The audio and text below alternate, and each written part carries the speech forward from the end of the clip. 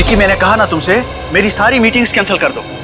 हाँ हाँ, दिल्ली वाली मीटिंग भी। मैं बहुत ही बड़ी मुसीबत में फंस गया हूँ, मैं घर से बाहर नहीं निकल सकता हूँ। अजीब मुसीबत है, पैसा कम हो तो गरीबी परेशान करती है, और जब पैसे ज्यादा आ जाते हैं तो इनकम टैक्स वाले साथ आते हैं। ये तो अच्छा हुआ मुझे पता चला कि रेड पड़ने वाली है, नहीं तो पता नहीं क्या हो जाता। हाँ हाँ, कैसे भी करके सारा पैसा मुझे घर से बाहर लेके जाना है, और उसके बाद मैं शहर से कहीं दूर छुट्टियां मनाने चला जाऊंगा। ठीक है, मैं बाद में तुमसे बात करता हूं।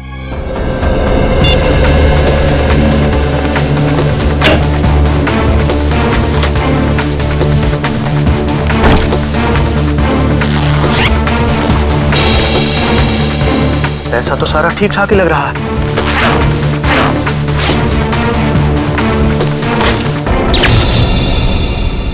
अरे, ये लाइट कैसे चली गई? ऐसे तो कभी जाती नहीं है लाइट।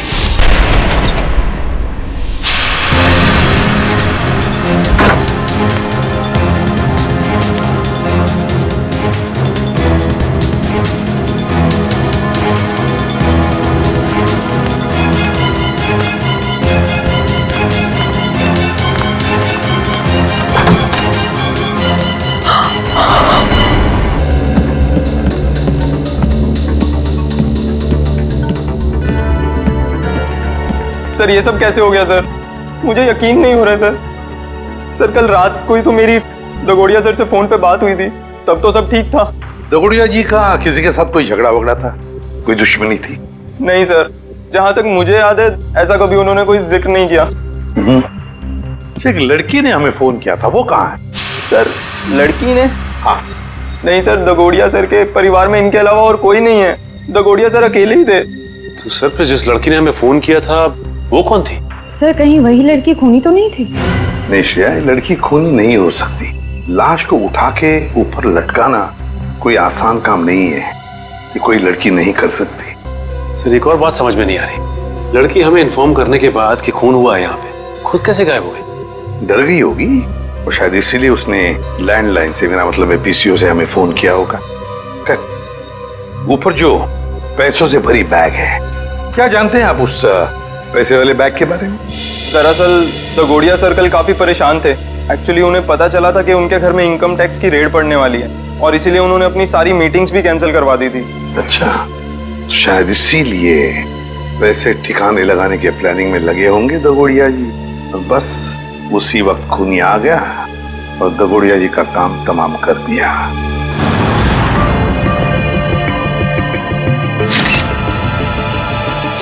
एक मिनट, ये देख रहे हो, इसके गाल पर ये नीला नीला निशान। हाँ सर। तो ये देखो, ये निशान दोनों तरफ। ये कोई जहर का चक्कर तो नहीं? हो सकता है सर, लेकिन वैभव ऐसा लगता है जैसे ये उंगलियों का निशान है। कहीं ऐसा तो नहीं कि खूनी ने इसका मुंह दबाने की कोशिश की हो? इसे देख के तो ऐसा ही लग रहा है सर। पर क्यों? कहीं ऐसा तो नहीं कि खूनी इसका मुंह खोलना चाहता हो सकता है। इसका मुंह देखना चाहिए खोल के।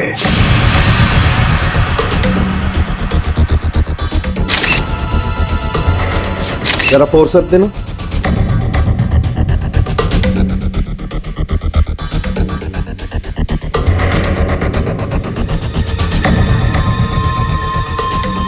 ये देखो, इसके मुंह में ये कागज का टुकड़ा, क्या हो सकता है ये?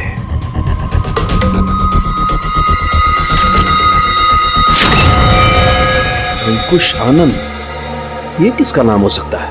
खूनी अपना नाम लिख करके तो कागज का टुकड़ा इसके मुंह में डालेगा नहीं। नहीं सर। फिर ये चक्कर क्या है? अरे देखो, कागज के दोनों तरफ खून भी लगा हुआ है। साळुंखे, ये कागज तुझे दगोड़िया के मुंह में से मिला? हाँ बॉस, मुझे भी बड़ा ताजुब हुआ। कोई खूनी किसी के मुंह में कागज रख के क्यों जाएगा? सर ये भी तो हो सकता है कि ये कागज खूनी ने उनके मुंह में ना रखा हो, बल्कि उन्होंने खुद मरने से पहले ये कागज खूनी से बचाने के लिए अपने मुंह में खुद ही डाल दिया। हाँ सर, हो सकता है उनकी मौत इस कागज की वजह से ही हुई हो सकता है वो ना चाहते हो कि ये कागज खूनी के हाथ लग जाए, इसीलिए उन्होंने इस कागज को अपने मुंह में छुपा लिया। नहीं श्रेया, मुझे नहीं लगता कि कागज उन्होंने खुद अपने मुंह में छुपाया, बल्कि जिस तरीके के नीले निशान उनके गालों पर पड़े हुए थे, मुझे तो ये लगता है कि खूनी ने जबरदस्ती उनका मुंह खोला और बाद में ये कागज उनके मुंह में ठूस दी। सड़के खून से सने कागज पर लिखा है अंकुश आनंद। ये जो खून है, क्या दगोड़िया के मुंह के अंदर कोई चोट के निशान या फिर कोई खून था? नहीं बस, लाश के मुंह में किसी किस्म का कोई जख्म या कोई चोट का निशान नहीं था। मुझे लगता है कि खूनी ने पहले दगोड़िया साहब को मारा और उसके बाद ये कागज उनके मुंह में रख दिया। ये जो खून लगा है कागज पे, ये खूनी का है? नहीं सचिन, ये खून दगोड़िया साहब का है। मैंने चेक कर लिया बॉस। सर, इंटरनेट पे ये नाम सर्च किया मैंने, अंकुश आनंद। इस नाम के 2 लोग हैं सर, एक है चेन्नई में और दूसरा नासिक में। पता लगाओ इन दोनों के बारे में। इन दोनों में से एक का संबंध तो जरूर होगा, इस दगोड़िया के साथ जरूर होगा। हेलो, हाँ, कहाँ पे? ठीक है, हम लोग पहुंचते हैं। सर, एक और खून हो गया है, लेखक मुकेश कुमार का। लेखक मुकेश कुमार? मतलब एक और लेखक का खून? तो फिर जरूर इस मुकेश कुमार और दगोड़िया के खून में कोई ना कोई संबंध है, कोई ना कोई संबंध जरूर है। बाद में ग्लव्स पहने थे? नहीं सर, ग्लव्स नहीं पहने थे। अच्छा, ये आदमी अकेला था या फिर इसके साथ कोई और भी था? वो अकेला था। तुमने उसका चेहरा देखा? स्केच बना सकते हो? नहीं सर, चेहरा तो याद नहीं। पर हाँ, उसका बायां कंधा बार बार हिल रहा था, जैसे कि कोई कपकपाहट हो रही हो।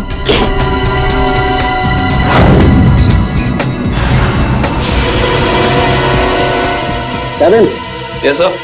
1 मिनट।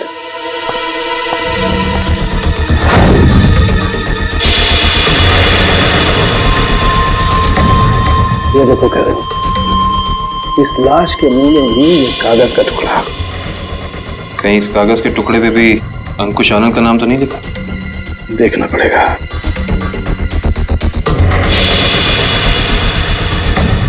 इस पे तो रिजू कालिया लिखा हुआ। रिजू कालिया? ये तो रिजू कालिया इनकी किताब का ही एक किरदार है, और उसकी भी मौत कहानी में बिल्कुल इसी तरह से हुई थी, दम घुटने की वजह से। इसका मतलब ये अंकुश आनंद, ये भी दगोड़िया की किसी किताब का किरदार है, और ये सारा का सारा काम सीरियल किलर का है, तो एक के बाद एक लेखकों को बिल्कुल उसी तरह से मार रहा है जैसे कि लेखक अपनी कहानी में किरदार को मारता है। ऐसे ही लगता है। सर, ओके सर, ये ग्लास बॉक्स पे कोई फिंगरप्रिंट्स मिले अभी तक कि नहीं? अभी कागज ढूंढा यार, फिंगरप्रिंट्स अभी ढूंढना बाकी है।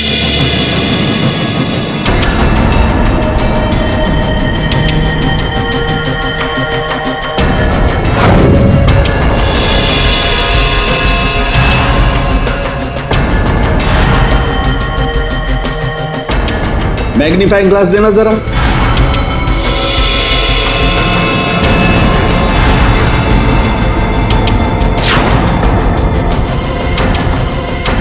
ये कैसे निशान है? कैसे निशान मतलब? डैडी, मैंने अपनी पूरी जिंदगी में उंगलियों के निशानों पर अंग्रेजी के अक्षर छपे हुए नहीं देखे। उंगलियों के निशानों पे अंग्रेजी के अक्षर? हाँ काबिल, दिखाता हूँ। जरा ग्लास दे। ये लीजिए।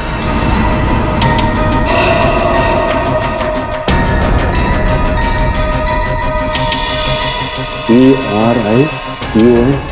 देखो, कैसे कर सकते हैं? पड़ोसी भी कह रहा था, ये ग्लास बॉक्स लेकर जो इंसान यहाँ आया था उसने ग्लव्स नहीं पहने थे। इसका मतलब ये अनोखे उंगलियों के निशान उसी इंसान के हैं। उंगलियों पे छपे हुए अक्षर? सालुंके साहब, ये कैसे मुमकिन है? मुमकिन है फ्रेडी, बॉडी मॉडिफिकेशन के जरिए मुमकिन है। लेकिन सालुंके साहब, अगर खूनी एक एक कदम फूक फूक के रख रहा है तो फिर उसने हैंड ग्लोव्स ना पहनने की गलती कैसे की? क्योंकि ये गलती नहीं है, बल्कि जानबूझ के किया गया है।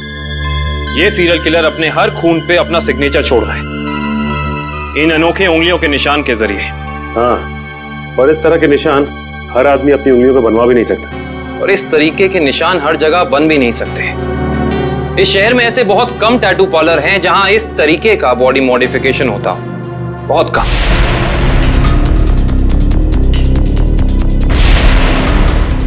यस, ये बॉडी मॉडिफिकेशन आपने किया है? No sir. ये आपने बनाया?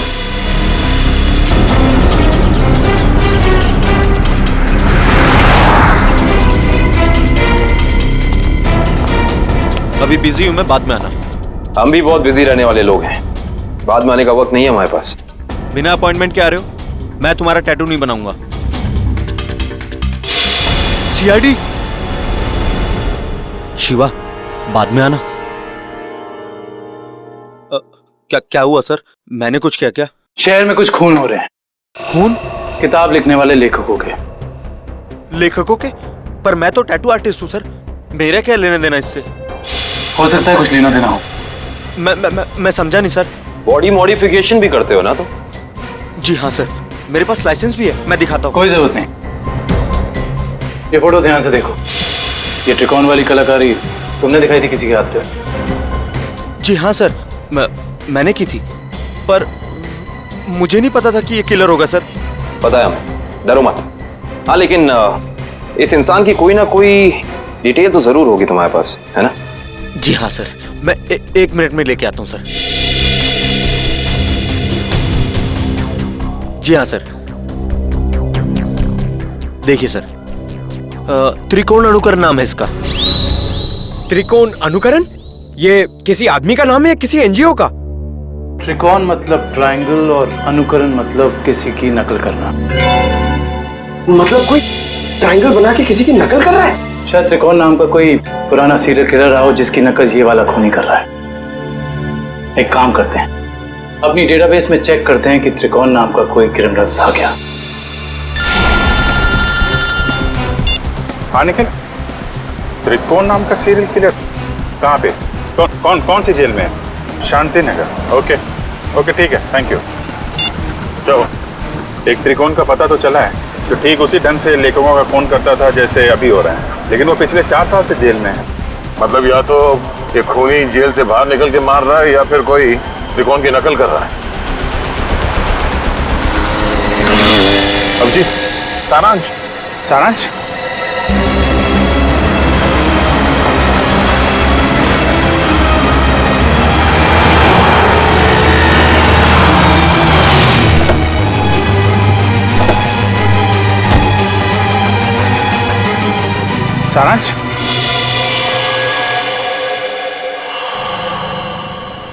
नहीं अंकल, मैं तो अभिषेक हूँ। माफ करना, हम इसे कोई और समझ बैठे। सर 15 दिन हो गए, अखबार, न्यूज़पेपर्स, हर जगह कोशिश कर ली, मगर सारांश हमें मिला ही नहीं सर। मिलेगा पंकज, जरूर मिलेगा। मेरा दिल बोल रहा है सारांश हमें जरूर मिलेगा। सर, ये लोग सीआईडी से आए हैं। आइए सर, मैं आप ही लोगों का इंतजार कर रहा था। त्रिकोण से मिल सकते हैं हम लोग? हाँ, क्यों नहीं। पर सर, मुझे नहीं लगता कि त्रिकोण ये सारे खून कर रहा है, क्योंकि इस जेल से बाहर निकलना बिल्कुल ही नामुमकिन है। अच्छा, इस त्रिकोण का स्वभाव कैसा है अभी यहाँ इस जेल में? हिंसक और खतरनाक ही है या? नहीं सर, ऐसा बिल्कुल भी नहीं है। वो तो बहुत ही शांत और सुलझा हुआ है। मैं तो खुद चाह रहा था कि सरकार से अपील करूं कि उसकी सजा माफ कर दी जाए। अब ये कोई संयोग तो नहीं हो सकता कि कोई उसकी नकल करके खून कर रहा है? हाल ही में कोई आया था उससे जेल में मिलने के लिए? नहीं सर, आप तो जानते हैं कि वो स्पेशल सेल में है, और स्पेशल सेल में बाहर वाला तो क्या, कोई जेल का कैदी भी उससे नहीं मिल सकता। चलिए जरा मिल लेते हैं।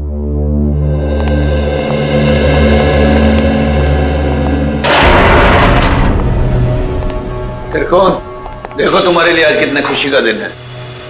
इतने सालों के बाद तुमसे सीआईडी वाले मिलने आए। क्या बात है जेलर साहब, आज आपका कानून मुझ पे इतना मेहरबान क्यों है? मेहरबान नहीं हुआ, बस ये समझ लो कि तुमसे ये पूछने आए कि जेल में बैठे बैठे तुमने दोबारा खून करना कैसे शुरू कर दिया? कमाल है आप लोगों का भी। इतने सालों से मुझे इस जेल में कैद करके रखा है, लेकिन शक करने की आदत आप लोगों की गई नहीं। तो फिर कौन है वो जो बाहर लेखकों के खून कर रहा है ठीक तुम्हारी तरीके से, और तुम्हारी तरीके से कंधे उचकाता है? कौन हो सकता है जो मेरी तरह खून कर रहा है? शायद तुम्हारा कोई परिवार वाला, कोई दोस्त या कोई रिश्तेदार। कोई नहीं है मेरा। बचपन अनाथालय में बीता है और जवानी जुर्म की सड़कों पर। तो तुम ये कहना चाहते हो कि तुम्हारे खून करने के तरीके के बारे में किसी और को मालूम नहीं है? किसी को नहीं। तुम्हें किसी पे शक है? देखो, जो कुछ मालूम है बता दो, शायद हम किसी की जिंदगी बचाने में कामयाब हो जाए। क्या आपकी मदद करने से मेरी सजा कम हो सकती है? वादा नहीं कर सकते, लेकिन अगर तुम्हारी मदद से हम उस नकलची खूनी को पकड़ लेंगे तो दरख्वास्त जरूर करेंगे सरकार से तुम्हारी सजा कम हो जाए। ठीक है, मुझे उम्मीद है कि आप अपने शब्द भविष्य में आगे जरूर याद रखेंगे। मुझे लगता है कि वो मेरे लेखन पढ़ के ठीक उसी तरह खून कर रहा है। तुम्हारा लेखन? हाँ, पढ़ते पढ़ते कभी याद ही नहीं रहा कि मुझे भी लेखन का शौक हो गया है और मैं लिखने लगा। हर रोज रात को सोने से पहले मैं अपने विचार उस डायरी में व्यक्त करने लगा। मतलब मारने का प्लान, मारने का तरीका, उसका नाम, सब कुछ तुम उस डायरी में लिखते थे? जी हाँ, मुझे लगता है कि वो डायरी उसके हाथ लग गई और वो मेरे विचारों से प्रभावित होकर ठीक उसी तरह जुर्म के रास्ते पर आगे बढ़ चुका है। कहाँ रखी कहाँ थी तुमने वो डायरी? अनाथालय में छोड़ आया हूँ अपने अतीत के वो पन्नों को। जी, मैं सुरेश बोल रहा हूँ, जी के नगर अनाथालय से। वो जो आप बच्चों की किताबें भेजने वाले थे। ठीक है, मैं शाम को आके ले लूंगा। हाँ जी, नमस्ते। कहिए। सीआईडी? क्या बात है सर? जो बात हम आपसे कहना चाहते हैं उसका संबंध त्रिकोण से है। त्रिकोण? मुझे पता था कि एक न एक दिन त्रिकोण की वजह से यहाँ पुलिस या सीआईडी जरूर आएगी। क्या आप पहले से ही जानते थे कि त्रिकोण गुनाह के रास्ते पर चलने वाला था? नहीं, उसे तो यहाँ से निकले हुए जमाना हो गया। जब वो यहाँ आया था तब सिर्फ 12 साल का था। तो क्या वो बचपन से ही हिंसक स्वभाव का था? नहीं सर, हिंसक स्वभाव का तो नहीं था वो, लेकिन वो घंटों घंटों एकांत में बैठना पसंद करता था। किसी से ज्यादा बात भी नहीं करता था। मतलब वो अकेले बैठ के सिर्फ किताबें पढ़ता था? आपको कैसे पता सर? क्योंकि हम मिल चुके हैं उससे।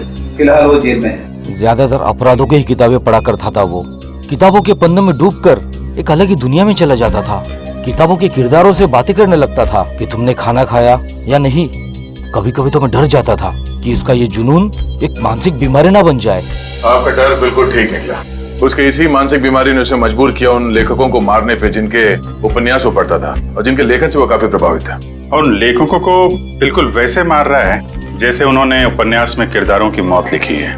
मुझे इस बात से जरा भी हैरानी नहीं हो रही है, क्योंकि अगर उसका कोई पसंदीदा किरदार उपन्यास में मर जाता तो चीख चीख कर रोता, लेकिन अब तो जेल में है ना, तो आप लोग यहाँ क्यों? देखिए, लेखकों के फिर से खून हो रहे हैं, बिल्कुल उसी तरह से जैसे त्रिकोण करता था। मतलब त्रिकोण जेल से भागकर फिर से खून कर रहा है? नहीं, त्रिकोण तो अभी भी जेल में है। कोई और है जो त्रिकोण की तरह नकल करके लेखकों का खून कर रहा है। किसी पे शक है आपको? नहीं सर, मुझे किसी पे शक नहीं है। चलो ठीक है, मगर त्रिकोण यहाँ पर जिस कमरे में रहता था, क्या वो कमरा हम देख सकते हैं? सर, वो तो बहुत पुरानी जगह है, अब वहाँ कोई नहीं रहता है। फिर भी ठीक है सर, आइए।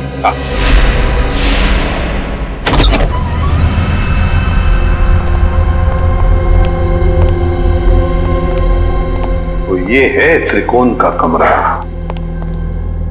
मैनेजर साहब, त्रिकोण के पास एक डायरी हुआ करती थी, कुछ जानते हो उस डायरी के बारे में? नहीं सर, हमें तो ऐसी कोई डायरी नहीं मिली। वैसे आप देख सकते हैं सर, यहाँ पे कुछ पुरानी किताबें पड़ी है, शायद उसमें हो। देखो फ्रेंड, किताबों को ऐसे क्यों रखा गया? संभाल के क्यों नहीं रखा? ऐसे तो दीमक खा जाएंगे इसे। माफ करना सर, दरअसल इस कमरे की तरफ मैंने ध्यान ही नहीं दिया।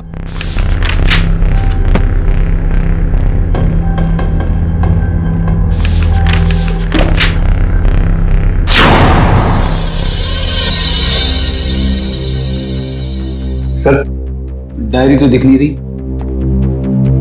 लेकिन मुझे कुछ दिख रहा है सर। क्या? सर, ये ईंट देखिए दीवार पे, बिल्कुल अलग है। पूरी दीवार में जितनी ईंट है उससे अलग है। दया, जरा देख लो। सर, वो केस याद है ना आपको? दीवार से लाशें निकलने वाला केस। कहीं इस केस में भी ऐसा ही कुछ? डायरी ढूंढ रहे हम, समझे? लाशें नहीं।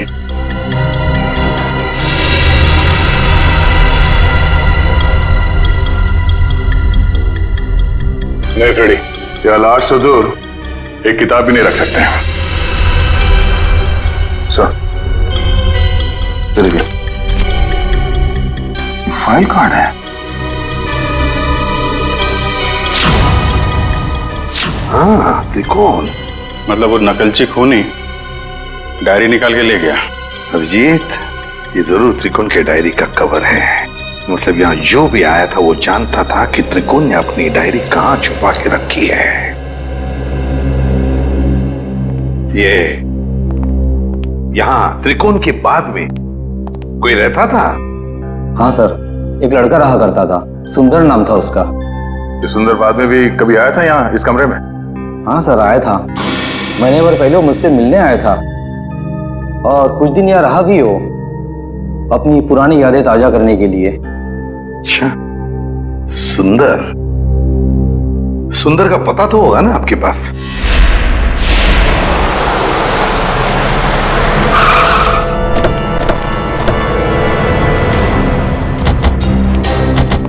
वाह भाई वाह, कितना आलीशान घर बनाया सुंदर ने। अंदर चल के देखते हैं और क्या क्या आलीशान राज छिपा रखे हैं सुंदर ने। दरवाजा तो खुला हुआ है, कहीं भाग तो नहीं गया सुंदर? लगता है कुछ गड़बड़ है। यहाँ बॉम्ब है, सिर्फ 30 सेकंड बाकी है, निकलते हैं यहाँ से। चलो चलो जल्दी चलिए। मैं मेरी मीना को ऐसा छोड़ के नहीं जा सकता। मीना, मीना, अरे रुक जा, मर जाएगा।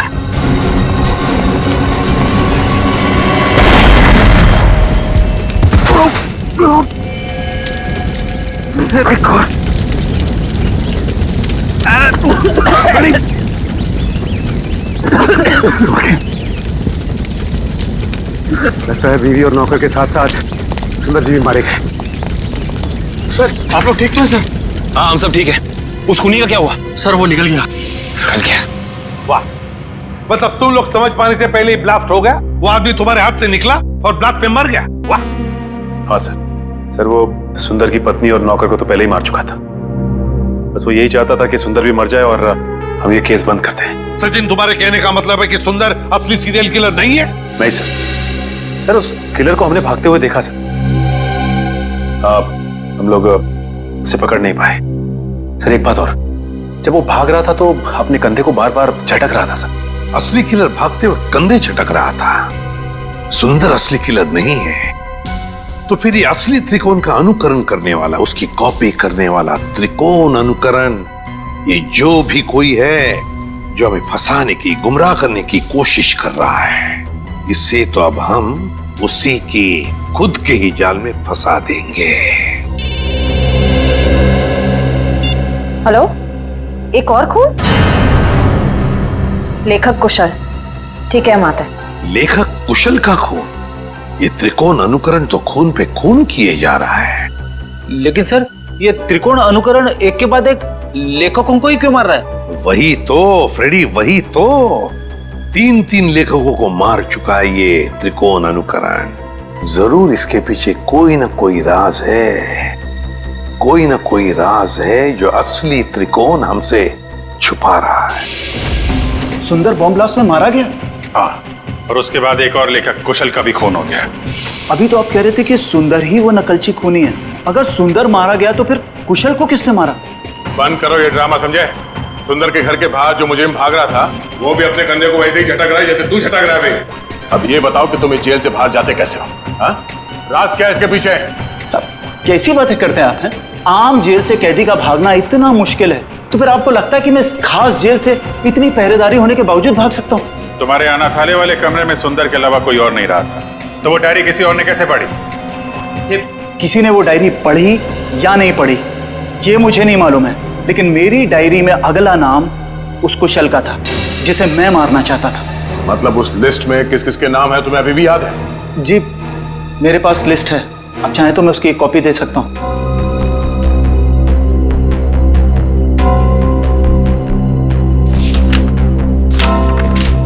पहले देना चाहिए था, शायद कुशल की जान बच जाती। मुझे इस चीज की उम्मीद नहीं थी। आशा करता हूं कि आगे किसी और की जान नहीं जाएगी। दीपक, आखिरी नाम दीपक का है।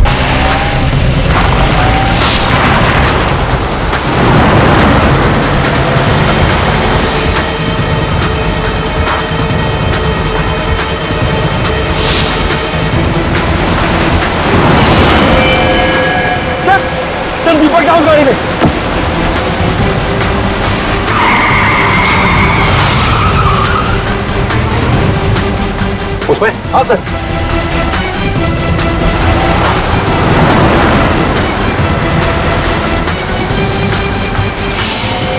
आज ये नकलची लंगूर हमारे हाथ से बचेंगे नहीं।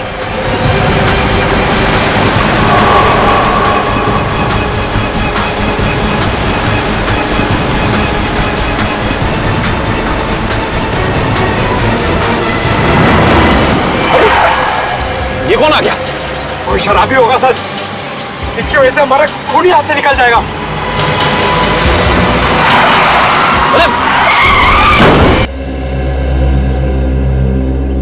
आप ठीक तो है ना? हाँ मैं ठीक हूँ। हम लोग सीआईडी से हैं। ये तस्वीरें आपके पास कहां से आई? देखिए मैडम, जो भी आपको पता है हमें सब साफ साफ बता दीजिए, वरना इन लेखकों के खून में आप फंस जाएंगी। देखिए सर, मैं तो डागोरिया साहब की असिस्टेंट हूँ। वो मेरी मदद कर रहे थे मेरा पहला क्राइम नॉवल लिखने में, लेकिन उस दिन जब मैं उनके यहाँ पहुंची तो उनका खून हो चुका था। फिर मेरे दिमाग में एक आइडिया आया। मैंने सोचा कि क्यों ना मैं इस पे एक नॉवल लिखूं। बस इसीलिए मैं आप लोगों का पीछा कर रही थी, ये जानने के लिए कि आप लोग कातिल को कैसे पकड़ेंगे। आप हमारा पीछा कर रही थी, इसका मतलब आप जानती थी कि हम कौन हैं? हाँ। अपनी नॉवल में ये भी लिख देना कि तुम्हारी वजह से खूनी हमारे हाथ से निकल गया। देखिए सर, मुझे माफ कर दीजिएगा, मैंने ये सब जानबूझ के नहीं किया। वो मेरी गाड़ी का ब्रेक अचानक फेल हो गया था, इसीलिए। सुनिए, अगर आपकी इस गलती की वजह से दीपक को अपनी जान गंवानी पड़ी ना, तो ये कानून आपको कभी माफ। सर जेलर साहब अंदर नहीं है। जरा बुलाओ ना, हमें त्रिकोण से मिलना है। सर जेलर साहब तो त्रिकोण को लेकर हॉस्पिटल गए हैं, उससे अचानक से दिल का दौरा आया है। दिल का दौरा? कौन सा हॉस्पिटल ले गए? अरे आप लोग?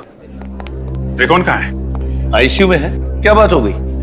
झूठ बोलता है वो हमसे। अब भी कुछ है जो हमसे छुपा रहा है। चलिए दिखाइए। आइए।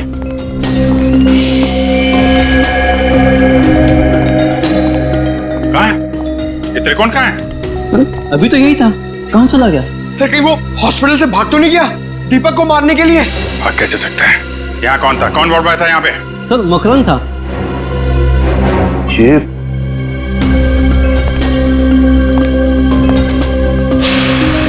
जीत तो बेहोशी की दवाई है। अब जीत ये देखो, मकरन का पैर नीचे गिरा पड़ा है। ये बेहोशी की दवाई कहीं मकरन को कुछ हो तो नहीं गया? नहीं सर, अभी कुछ देर पहले ही देखा मैंने उसे, किसी मरीज को हॉस्पिटल के बाहर लेके जा रहा था वो। ये मकरन अभी वापस आएगा? नहीं सर, उसकी ड्यूटी खत्म हो गई। इसमें कहाँ मिलेगा वो? सर दारू के ठेके पे।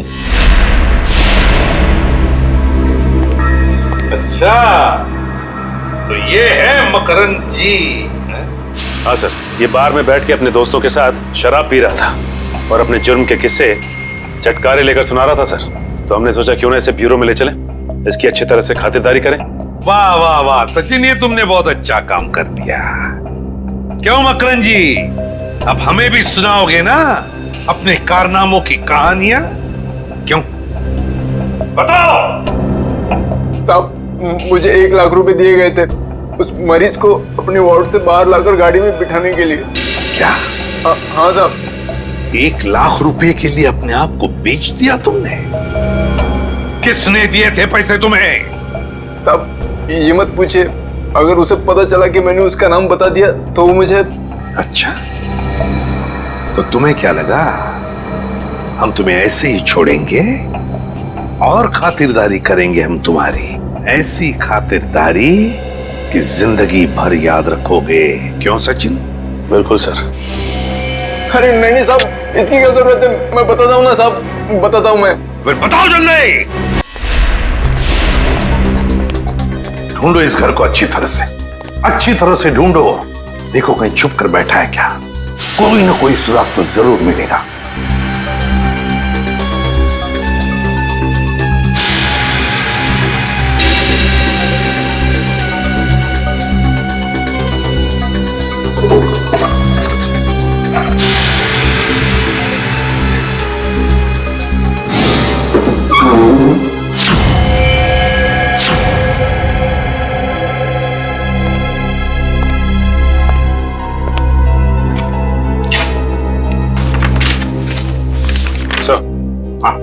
ये देखिए सर, ये कैबिनेट के पीछे कुछ रखा हुआ था।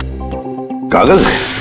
हाँ सर, पेपर्स ही है। डायरी के पन्ने हैं? अरे ये तो त्रिकोण की डायरी के पन्ने हैं। यही तो हम ढूंढ रहे थे उस अनाथ आश्रम में। My God! क्या हुआ सर? श्रेया, इसमें लिखा है कि दीपक वो आखिरी लेखक है, दीपक जिसकी वो जान लेना चाहता है। इसका मतलब दीपक की जान को खतरा है? सिर्फ दीपक की जान को ही नहीं, उसकी अपनी जान को भी, क्योंकि दीपक को मारने के बाद लगता है उसकी जिंदगी का मकसद पूरा होता है और फिर वो अपनी जान खत्म करना चाहता है। मतलब सर, इस नकलची खूनी ने त्रिकोण को सिर्फ इसलिए अगवा किया हॉस्पिटल से ताकि वो उसे मार सके, और फिर वो उन दोनों को वहीं पे मारेगा सचिन, वहीं पे मारेगा जहां से लेखन शुरू हुआ है, उस अनाथ आश्रम में, उस अनाथ आश्रम के कमरे में। ये ठीक नहीं है, इसका अंजाम बहुत बुरा होगा। तुम्हें अंजाम की फिक्र कब से होने लगी त्रिकोण? और ये सारा खेल तो तुमने ही रचा था। मैं तो बस इसे इसकी मंजिल तक पहुंचा रहा हूं। मुझे अपने द्वारा रचे इस गुनाह की गहराई का अंदाजा हो गया है। हम दोनों को मारकर भी तुम्हें वो शांति नहीं मिल सकती जिसके लिए मैंने इतने खून किए।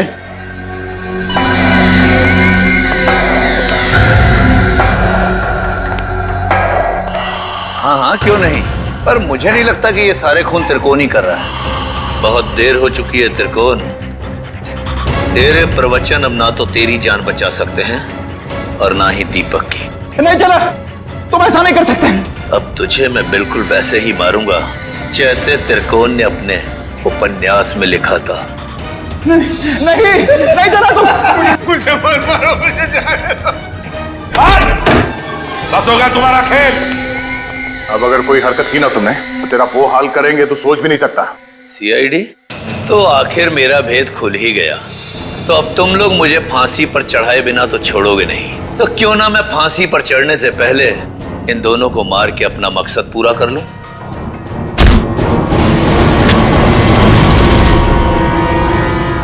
जेलर साहब उर्फ त्रिकोण अनुकरण बहुत झोंक लिया दुनिया की आंखों में धूल। आगे की कहानी हम तुमसे ही सुनेंगे। बताओ जल्दी, क्यों मारा तुमने? मैं जानता था मेरे लेखन में वही आकर्षण है, वही शक्ति है जो उन लेखकों के लेखन में थी जिनका मैंने खून किया। और इसीलिए त्रिकोण ने मुझे इसके अनाथालय भेजा ताकि इसकी डायरी के बहाने मैं इसका लेखन पढ़ सकूं और इसका फैन हो जाऊं, और ऐसा फैन हो जाऊं कि ये मुझसे जो चाहे वो करवा सके।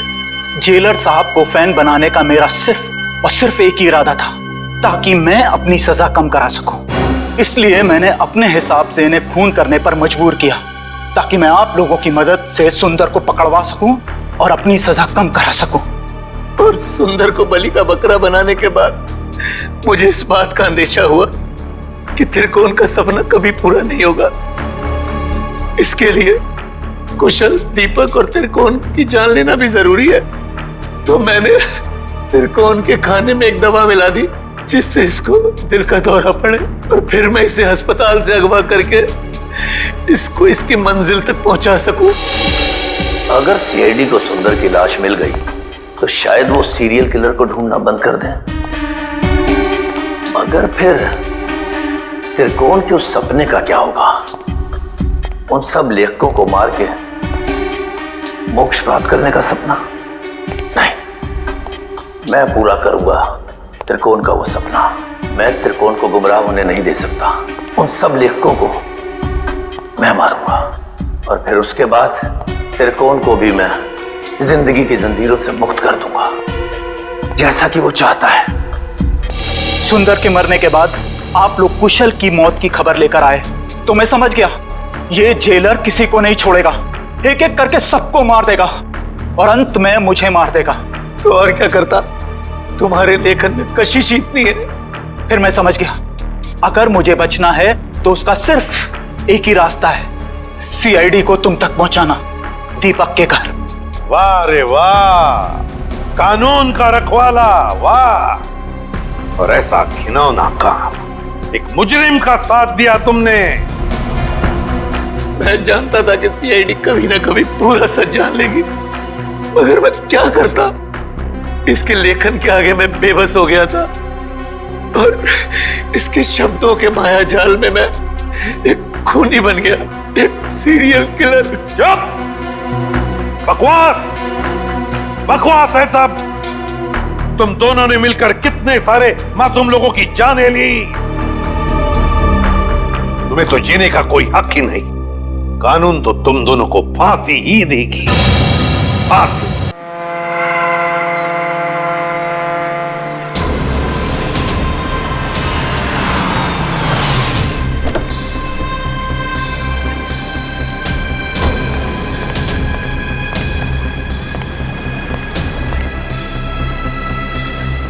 बॉस, प्लान के मुताबिक सारी तैयारियां हो गई है। पिछली बार भी तुमने यही कहा था और सारी पेंटिंग्स हमारे हाथ से निकल गई और हमें करोड़ों का नुकसान हुआ था। इस बार ऐसा नहीं होगा बॉस, आप मुझ पे भरोसा कीजिए। अब की बार ऐसा हुआ तो अगली बार भरोसा दिलाने के लिए जिंदा नहीं बचोगे। मैं आपको कोई शिकायत का मौका नहीं दूंगा बॉस। लेकिन बॉस, उस कार्तिक का क्या? वो हमारे हिसाब से चलेगा? उसकी चिंता तुम मत करो। उसे कठपुतली की तरह अपने इशारों पर कैसे नचाना है ये मैं अच्छी तरह से जानता हूं। और बॉस, हमारे वो आदमी जो सीआईडी के हाथ लग गए, उसका क्या? उसका हमें कोई खतरा नहीं, क्योंकि वो हमारे प्लान के बारे में नहीं जानते। और रही बात सीआईडी के लोगों की, तो उनके साथ तो मैं ऐसे खेलूंगा जैसे एक छोटा सा बच्चा अपने झुनझुने के साथ खेलता, अपने झुनझुने के साथ।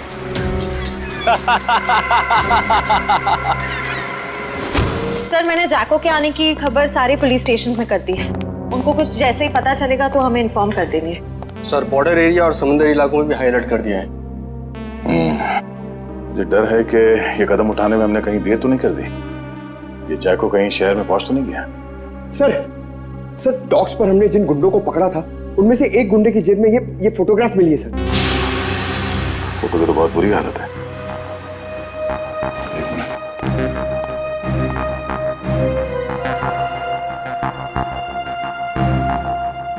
सर, शक्ल इतनी बिगड़ी हुई है, हम पहचानेंगे कैसे? ये घर कहाँ का है?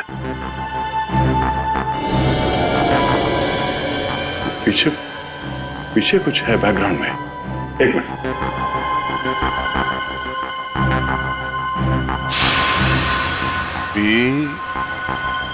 ये आगे क्या है कुछ समझ में नहीं आ रहा है। PREST restaurant. हाँ, शायद ये रेस्टोरेंट का नेम बोर्ड है। ठीक से समझ में नहीं आ रहा। जरा देखो कुछ दिखता है क्या? सर, आधे अधूरे अक्षर हैं। पी, उसके बाद वाला अक्षर मिट चुका है, फिर वापस पी है। P-P। पॉप। POP। पॉप। उसके बाद सर एंड का साइन बना हुआ है। Pop and. वापस P. -IP। Sip. Pop and sip restaurant. Pop and sip? Sir, कहीं ये वही रेस्टोरेंट तो नहीं जो स्टैचू सर्कल के पास में है? मतलब ये घर उस स्टैचू सर्कल के पास है। वहीं जाके पता चलेगा कि ये आदमी है कौन।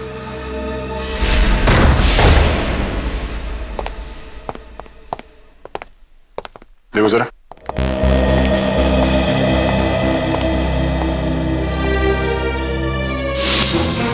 सर जल्दी आइए।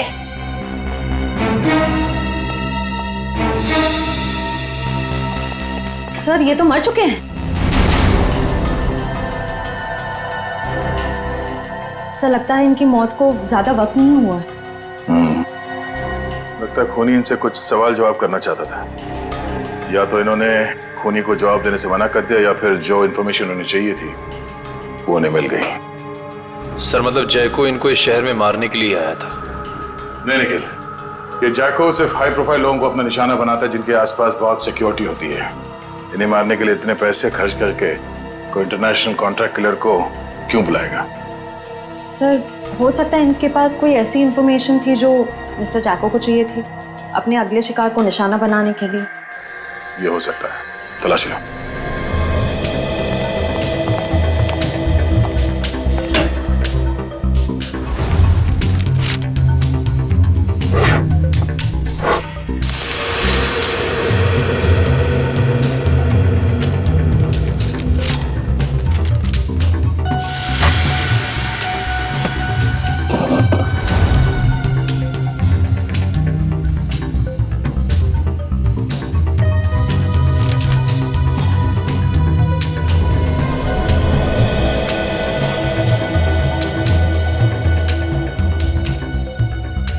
सर मरने वाले का नाम मिस्टर करण है। सर ये एक मशहूर आर्किटेक्ट थे। सर तिजोरी खुली हुई थी सर, और उसमें ये ब्लूप्रिंट्स और ये लिस्ट मिले। ब्लूप्रिंट्स? लगता है इन बिल्डिंग से ब्लूप्रिंट इन्होंने डिजाइन किए हैं। सर इस लिस्ट में जितने नाम हैं सबके ब्लूप्रिंट्स हैं सिवाय एक के, होटल एक्वावेव।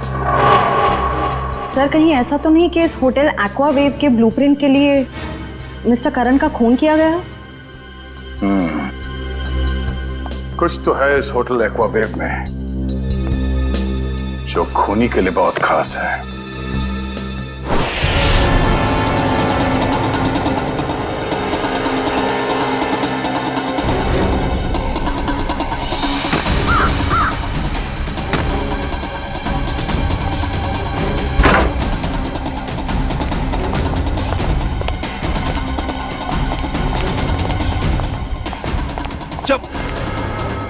देख बेटा, अब से तेरा मौन व्रत शुरू, और जब तक मैं ना कहूं ना, ये व्रत तोड़ना नहीं। चल लॉबी का है, चल लॉबी बता।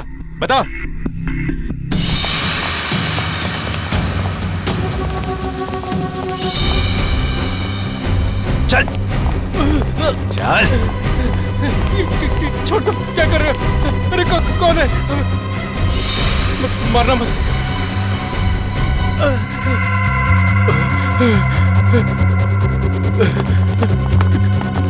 चलो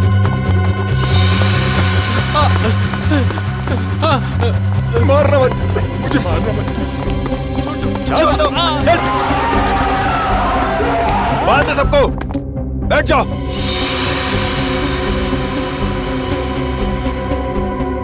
आपको चाहिए क्या? यार मुझे क्या चाहिए, ये बात आज तक मेरे माँ बाप नहीं समझ पाए। प्लीज मुझे मत मारिए, प्लीज। मेरे घर में 3 साल की बच्ची है, प्लीज मुझे मत मारिए, प्लीज। हम किसी को मारने नहीं आए, किसी को कुछ नहीं होगा, बस एकदम शांत। किसी के मुंह से अगर एक लफ्ज भी और निकला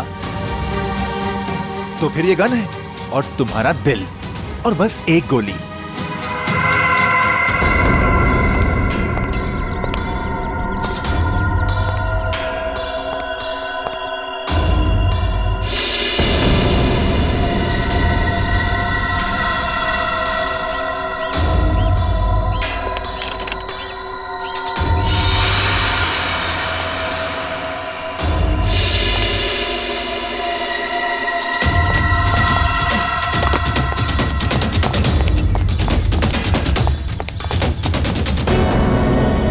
सर होटल के अंदर जाने के सारे दरवाजे बंद हैं। रिसेप्शन एरिया क्लियर है सर। अंदर एक आदमी गन लेके खड़ा है। अच्छा दया, बहुत सावधानी बरतनी पड़ेगी हमको। एक भी गलती हो गई ना तो जितने भी लोग अंदर है सबकी जान को खतरा हो सकता है। बहुत सावधानी बरतनी पड़ेगी।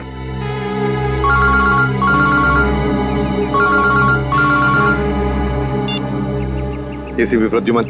वेलकम एसीपी साहब, वेलकम। हम आपके स्वागत में फूल मालाएं नहीं सजा सके, माफ करना। हम भी तुम्हारे स्वागत के लिए हथकड़ियां लेकर आए हैं, समझे?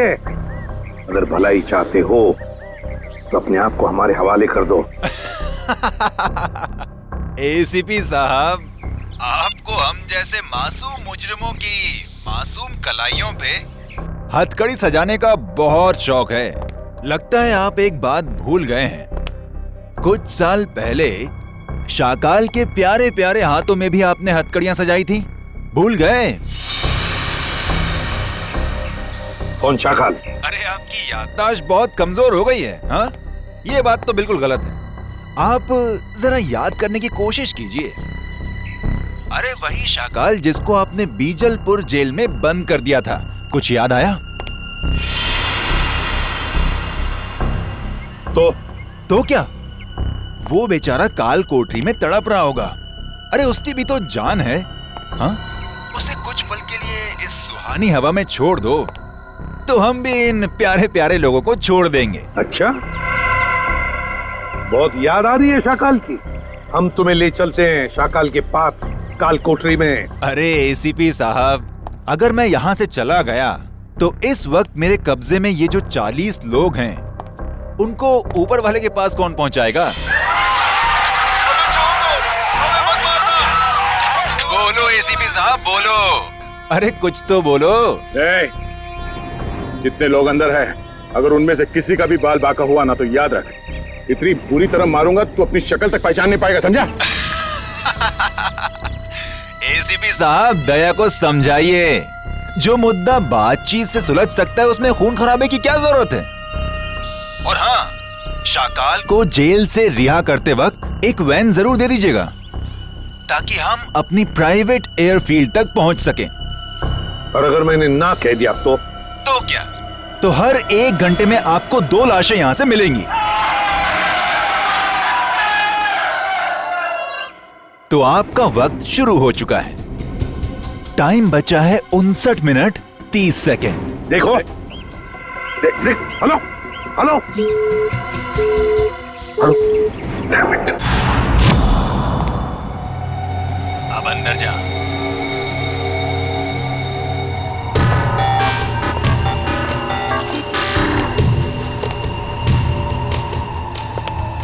देख, 2 नंबर के दरवाजे पे देख।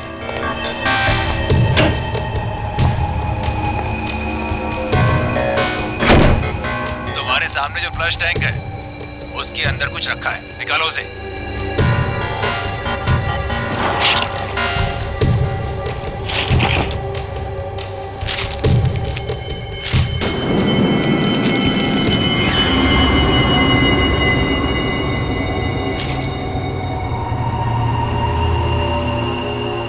इसमें तो गन है। हाँ, ये दिवाली वाला गन नहीं है, समझे? अभी तुम्हारे मोबाइल पे मैं कुछ भेज रहा हूँ, देखो जरा उसे। कार्तिक प्लीज मुझे बचा लो, नहीं तो लोग मुझे जान से मार देंगे। प्लीज कार्तिक बचा लो मुझे। आखिर तुम मुझसे करवाना क्या चाहते हो? वो तुम्हें बाद में पता चलेगा। गन खोल के देखो जरा।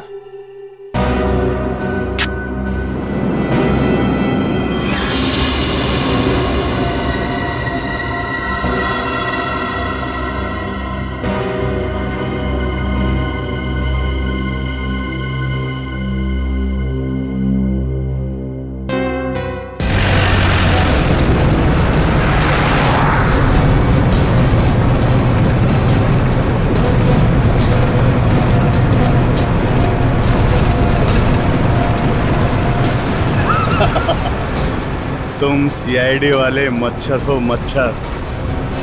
और मच्छर कभी शेर को कैद नहीं कर सकता। हाँ।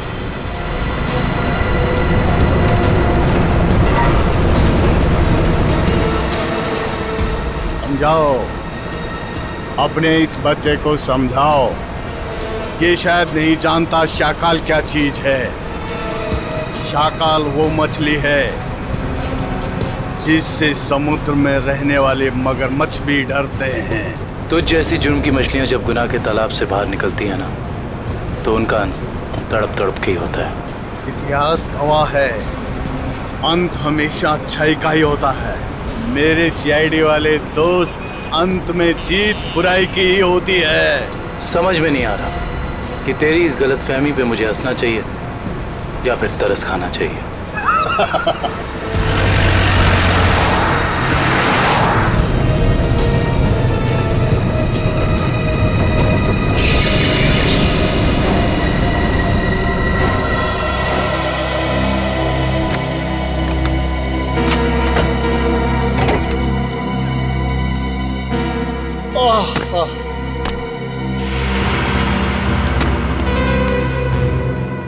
ओके, अलविदा।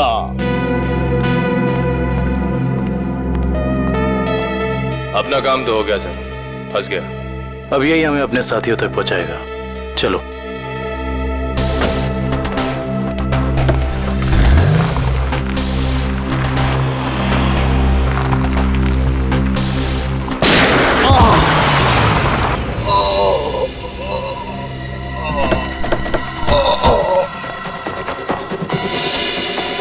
शाकाल, शाकाल।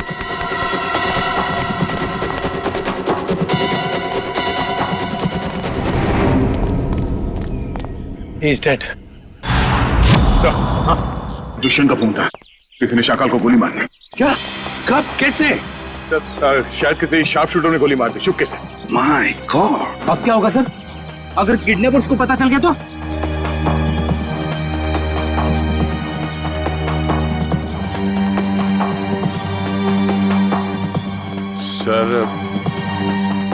सर कहीं ये किडनैपर की चाल तो नहीं?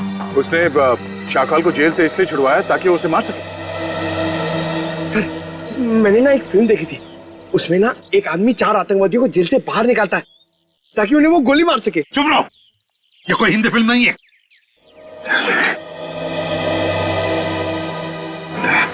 टाइम क्या हुआ? सर 1 घंटे के ऊपर 3 मिनट हो गए। पर किडनैपर्स का फोन नहीं आया। फोन क्यों नहीं आया उनका? फोन करके देखो इनको, देखो इन्हें पता चला है क्या?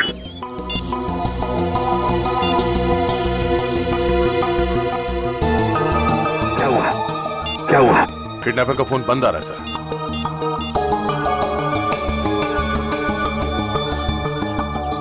नहीं सर।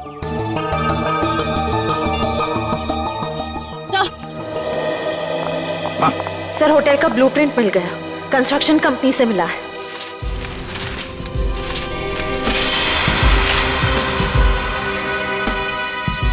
सर ये देखिए, ये सीवर लाइन के नीचे एक पैसेज है जो सीधे होटल के तहखाने में खुलता है। अब समझ में आ गया सर, उन लोगों ने आर्किटेक्ट का खून क्यों किया है? ये नक्शा चुराने के लिए। दया, अब हम भी इसी पैसेज से होटल के अंदर घुसेंगे।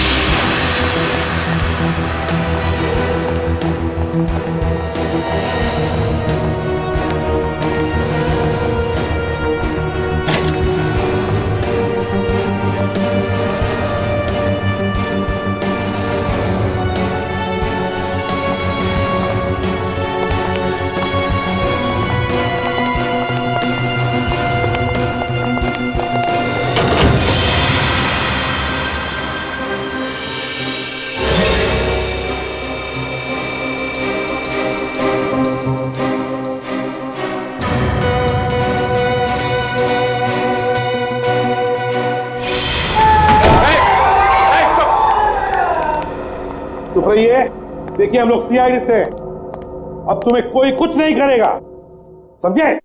घबराइए मत, थोड़े इन लोगों को जल्दी।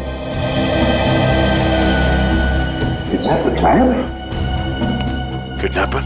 ये किडनैपर के बारे में कोई कुछ बता सकता है? हाँ? जिसने भी ये तुम लोगों के साथ किया, उनके बारे में कुछ जानते हो तो जल्दी बताओ। सर उन लोगों ने अपने चेहरे पर मास्क पहना हुआ था। और कुछ? सर वो फोन पे किसी से बातें कर रहा था। फोन पे किसी से बात कर रहा था? क्या क्या बात कर रहे थे, सुना तुमने? सर वो किसी को हम लोगों को मार देने की धमकी दे रहा था सर। उसके बाद? सर अभी कुछ देर पहले, 5 मिनट पहले उन्हें किसी का फोन आया, बाहर गए, उसके बाद कोई अंदर नहीं आया। कोई अंदर आया ही नहीं? ठीक है, कोई बात नहीं, जाओ सब लोग बाहर निकलो, सबको संभाल के लिए जाओ। चलिए चलिए आइए।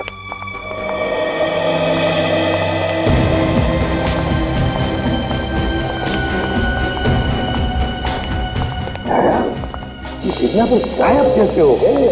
गए कहाँ? सर जरूर किडनैपर को पता चल गया होगा कि शाकाल की मौत हो गई, उसका मकसद खत्म हो गया, निकल गया वहीं से। शाकाल को मारने के लिए वो लोग इतना बड़ा कांड करेंगे? नहीं नहीं नहीं नहीं, ये कुछ और ही चक्कर है, कुछ बड़ा चक्कर है दया, कुछ बड़ा चक्कर है। पर क्या? किसी का बैग रह गया क्या? पंकज 1 मिनट।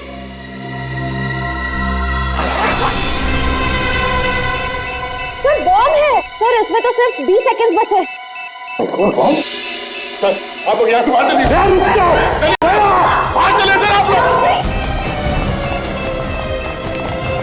दया, दया रुक जाओ, दया।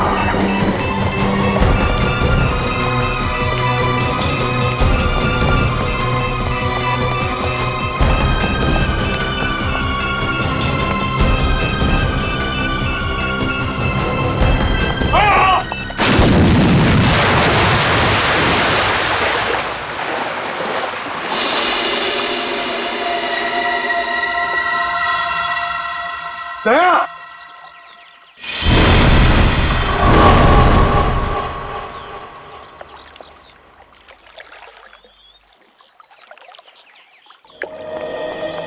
सर,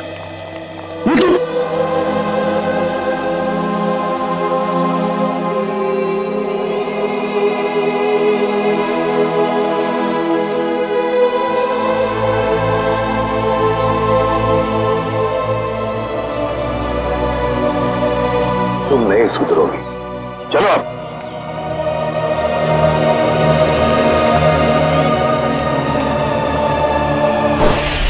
पूरा प्लान बनाया था उसने सीआईडी को खत्म करने का।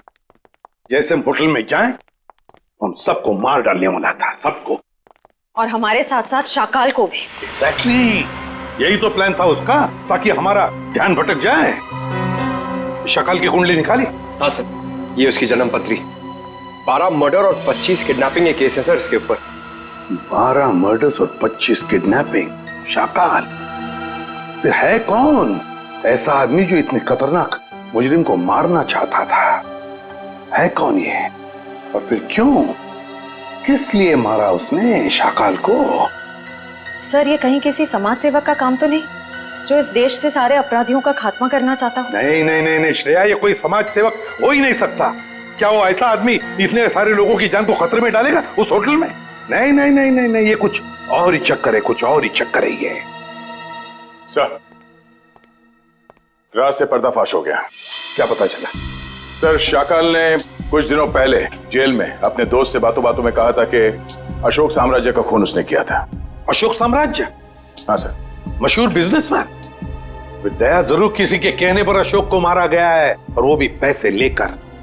हाँ सर। सर, मुझे लगता है कि जिसने भी अशोक की सुपारी दी थी शाकाल को, उसे इस बात का डर था कि ये शाकाल पुलिस में उसका नाम बता देगा, इसलिए अपने आप को बचाने के लिए उसने शाकाल को जेल से निकलवाया और कॉन्ट्रैक्ट किलर को सुपारी दे दी सर, मिस्टर जैको को।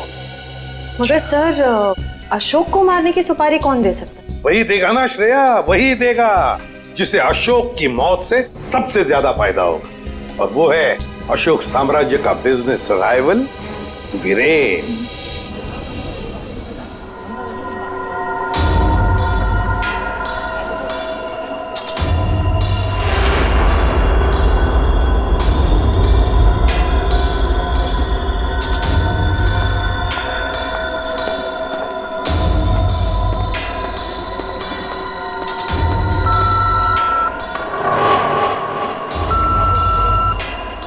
यहाँ पर तो बहुत सारी सिक्योरिटी है, मैं गन लेकर अंदर कैसे जाऊंगा?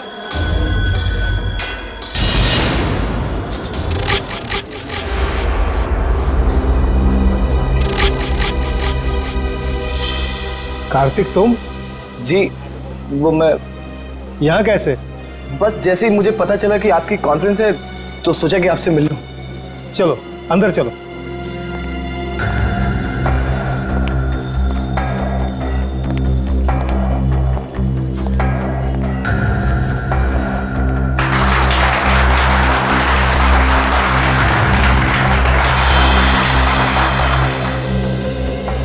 आप सभी का तहे दिल से धन्यवाद करता हूं कि आप सब अपना कीमती वक्त निकाल करके यहां आए।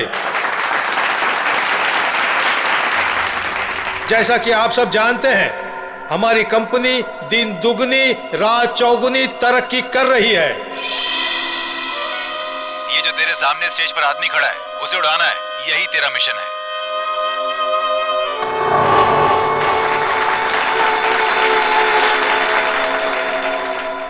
नहीं, मैं ये नहीं कर सकता हूं।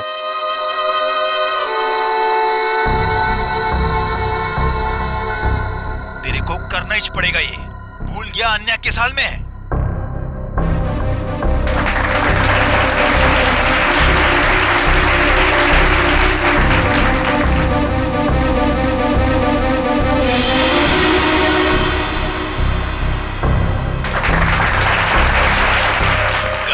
वरना मुझे 3 तक गिनना पड़ेगा और फिर आन्या की लाश मिलेगी तुझे।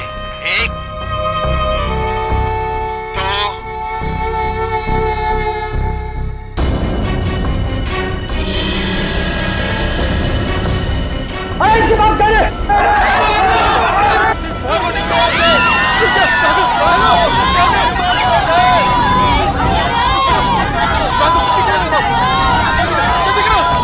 आइए सर, आपकी जान को खतरा है, चलिए।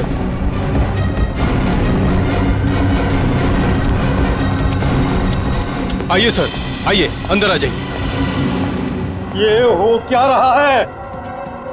सर शायद कोई गन लेकर घुस गया है। मगर इतनी सिक्योरिटी के बावजूद कोई गन लेकर अंदर कैसे घुस सकता है? शायद सिक्योरिटी वालों ने ठीक से चेकिंग नहीं की है। अगर मुझे कुछ हो जाता तो? सर अब आपको कुछ नहीं हो सकता, अब आप बिल्कुल सेफ हैं। सर सर संभालिए अपने आप को। किसने चलाई वीरेन सर पे गोली?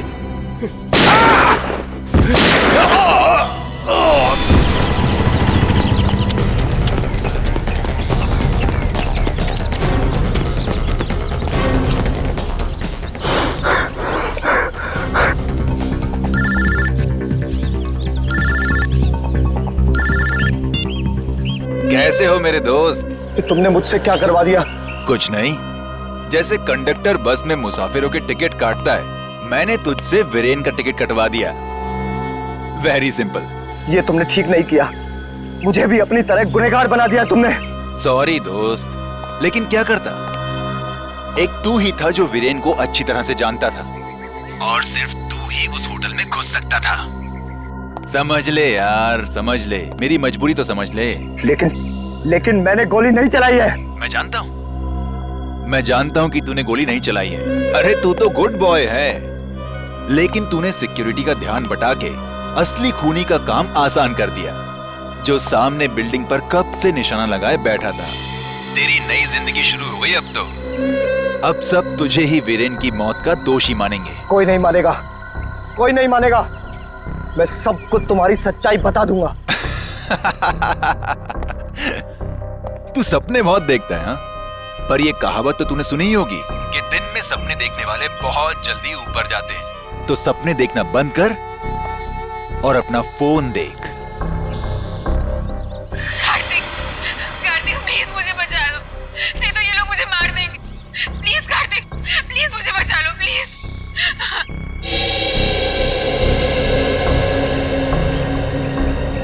तू जो कोई भी हो, अब तेरा टाइम खत्म। जाके शहर के किसी भी कोने, किसी भी बिल में छिप जा। तुझे उसी बिल से निकालकर जान से मारूंगा मैं। अरे कार्तिक अंकल, मैं तो डर गया। अरे मैं तो बहुत डर गया।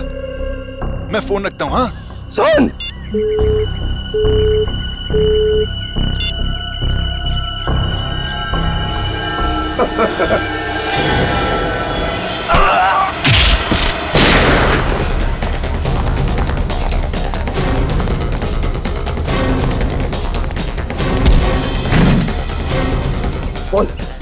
बोल तू किसके लिए काम करता है? मुझे किसने भेजा है तुझे यहाँ? छोड़ दे मुझे। फोन उठा, फोन उठा। उठाता। स्पीकर पे, स्पीकर पे। काम हुआ या नहीं? हाँ बॉस, कार्तिक को यमराज के पास पहुंचा दिया। शाबाश, चल आजा वापस। तुझे कार्तिक की मौत की मिठाई खिलाता हूँ। चल, जरा मैं भी तो चलकर देखूं कि मेरी मौत की मिठाई कितनी मीठी है। चल। सर, उसे पकड़ने की बहुत कोशिश की, पर वो भाग गया सर। भाग गया? शर्म आनी चाहिए। कमाल है सर, इतनी सिक्योरिटी होने के बावजूद एक आदमी इतनी आसानी से ऑडिटोरियम में गन लेकर घुस गया। लेकिन सर, खून उसने नहीं किया, किसी और ने किया। बहुत सोच समझ के प्लानिंग की है फ्रेडी।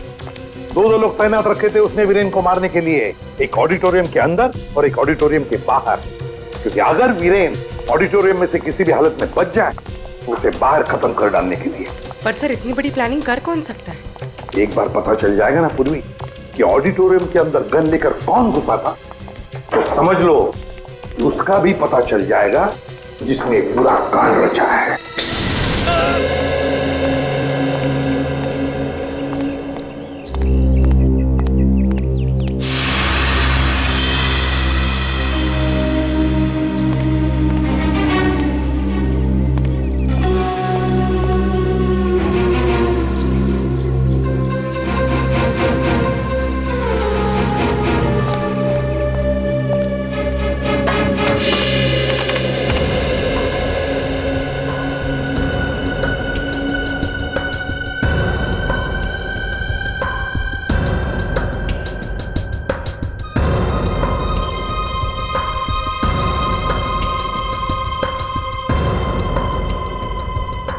सर ये तो कार्तिक है, ये यहाँ क्या कर रहा है? सर वीरान आ रहा है। इन दोनों के हाव भाव देख के लगता है कि एक दूसरे को अच्छी तरह से जानते हैं। हाँ।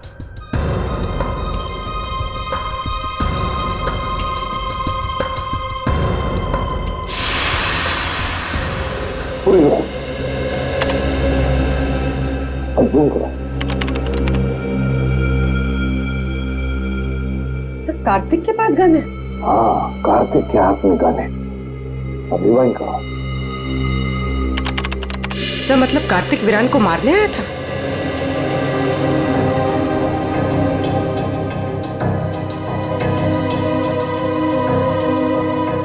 सर ये कार्तिक बार बार कान पे हाथ क्यों लगा रहा है? नहीं, ये कान पे हाथ इसलिए लगा रहा है क्योंकि ब्लूटूथ से बात कर रहा है किसी के साथ। ये करो।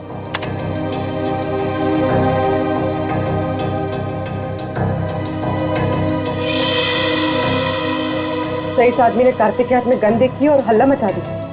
पॉज करो। रिवाइंड करो। ये करो। फिर से रिवाइंड करो। अपने करो।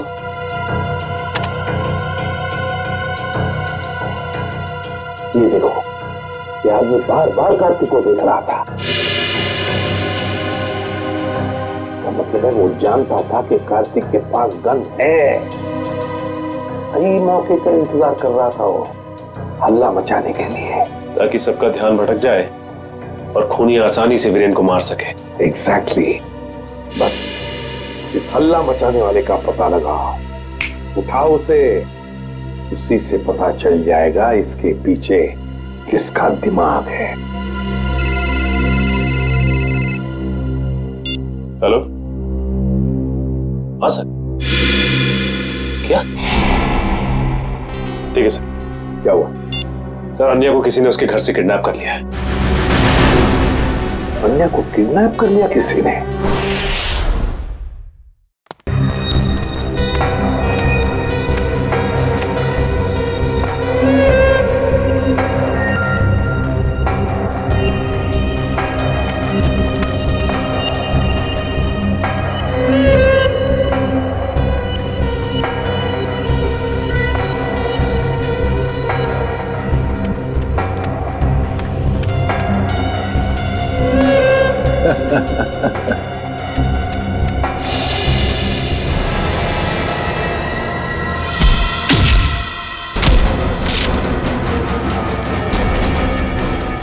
आओ कार्तिक, मैं तुम्हारा ही इंतजार कर रहा हूं।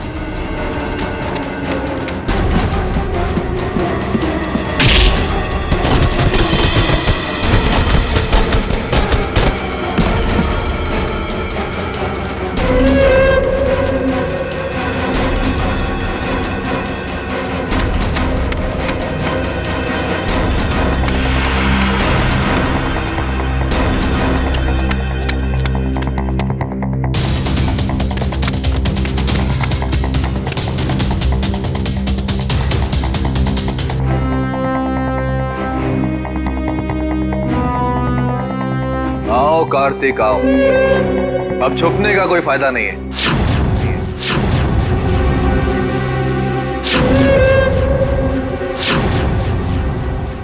कुणाल तुम? हाँ मैं। तुझे तो मैं दिवाली का सुतली बॉम्ब समझा था, पर तू तो एटम बॉम्ब निकला।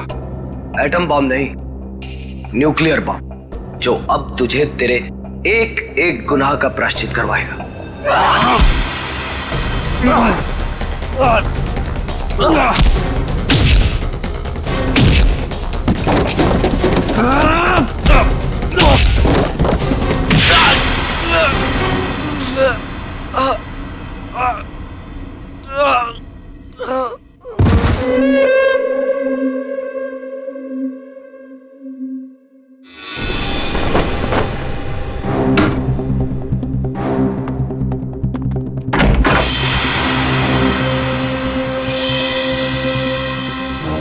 जल्दी में हो? सीआईडी की गाड़ी में बैठ जाओ, जहाँ जाना होगा पहुंचा देंगे। अबे ये भागने में अपनी एनर्जी क्यों वेस्ट कर रहा है? हाँ? दया सर से थप्पड़ खाने के लिए रेडी हो गया। चल। तो इतने प्यार से समझा रहा है कि जहाँ जाना है छोड़ देंगे, क्यों भाग रहे? हाँ?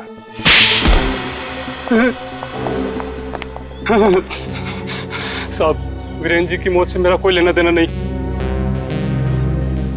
मुझे सिर्फ इतना कहा गया कि कार्तिक को देखकर हला मचा दो। किसने कहा था तुमसे ये करने के लिए? साहब मुझे नहीं पता, मुझे सिर्फ फोन आया था कि ये काम होने के बाद में पैसे लेकर ये शहर छोड़ दो। सर, जरूर पेंटिंग्स की चोरी में भी उसी आदमी का हाथ होगा। उस आदमी का नंबर तो होगा ना तुम्हारे मोबाइल में? जी। देखो।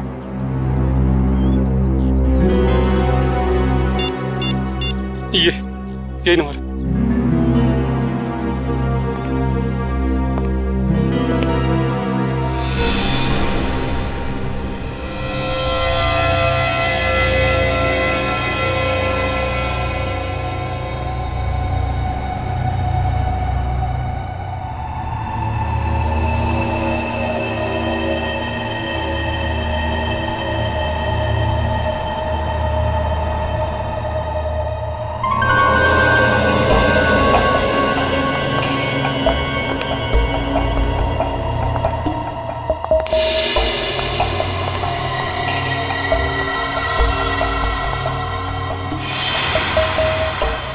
अन्या, अन्या तुम जिंदा हो? मुझे लगा। क्या लगा तुम्हें कार्तिक कि मैं मर गई हूँ? अन्य को मैं कैसे मार सकता? ये तो वो गुड़िया है जिसमें मेरी जान बसती है। बहुत प्यार करता हूं मैं इससे। इतना बड़ा धोखा, इतना बड़ा विश्वासघात। कार्तिक, तुम इतना क्यों रो रहे हो? असली धोखा तो मैंने उस सुहास को दिया है। अगर इस दुनिया में तुम्हारे जैसे कुछ और लोग पैदा हो गए ना अन्या, तो लोगों का प्यार और दोस्ती जैसे शब्दों से विश्वास उठ जाएगा। मगर अफसोस कि तो उस दुनिया को देखने के लिए जिंदा नहीं बचेगा। अभी कुछ ही देर, आग की लपटों में तू धुआं बनकर उड़ जाएगा मेरे भाई। तू एक बार ये हाथ खोल कर तो देख, बताता हूं कि कौन कहां उड़ेगा।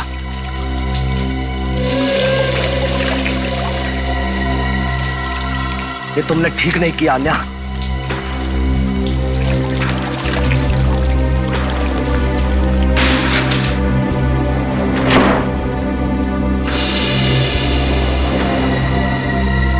गुड बाय कार्तिक, बाकी की दोस्ती हम अगले जन्म में निभा लेंगे।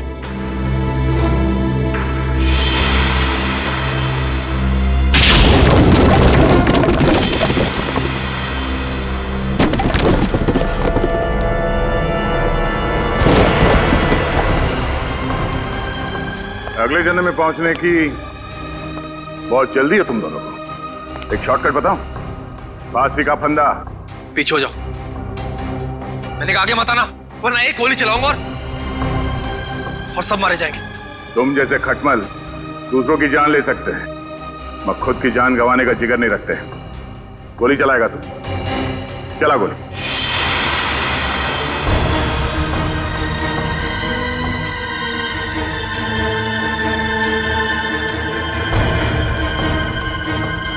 गोली चला।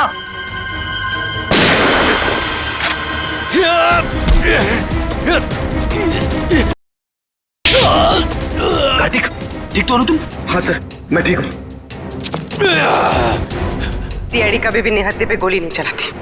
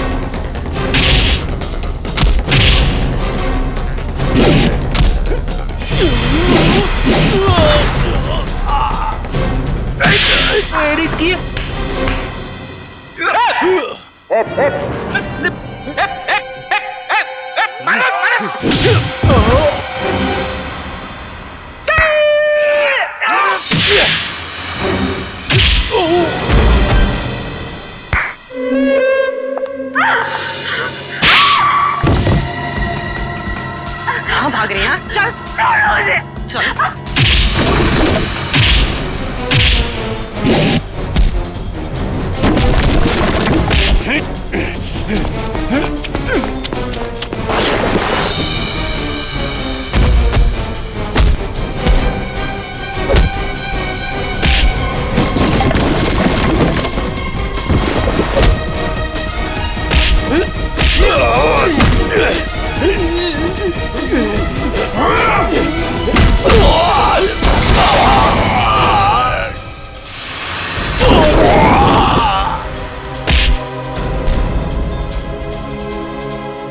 सुपारी देके खून करवाता तू? हाँ,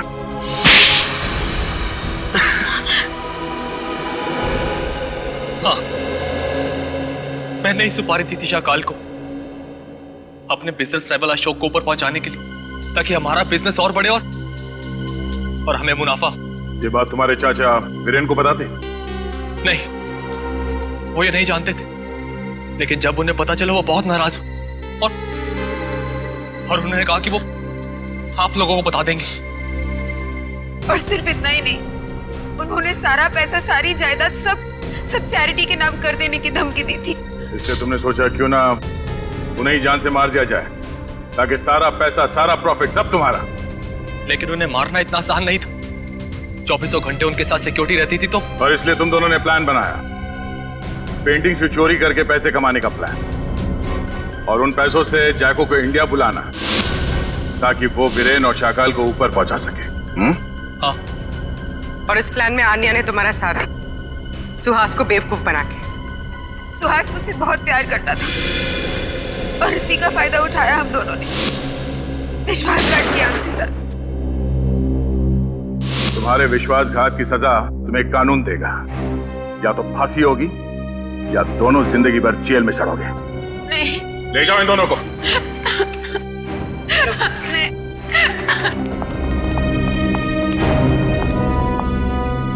चलो भाई, ये केस तो सॉल्व हो गया।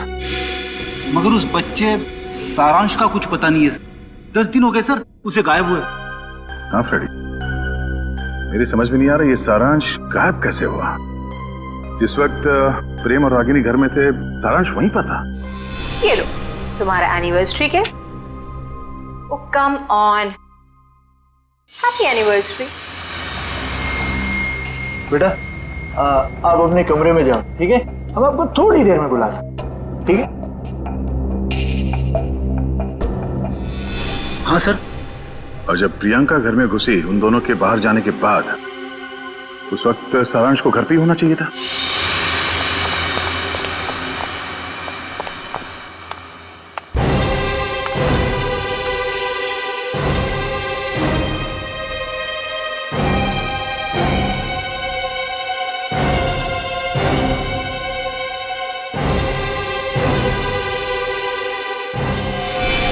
सारांश को कुछ हो तो नहीं गया? इस तरह के और भी एपिसोड देखने के लिए हमारे चैनल को सब्सक्राइब करें और बेल आइकन दबाना ना भूलें।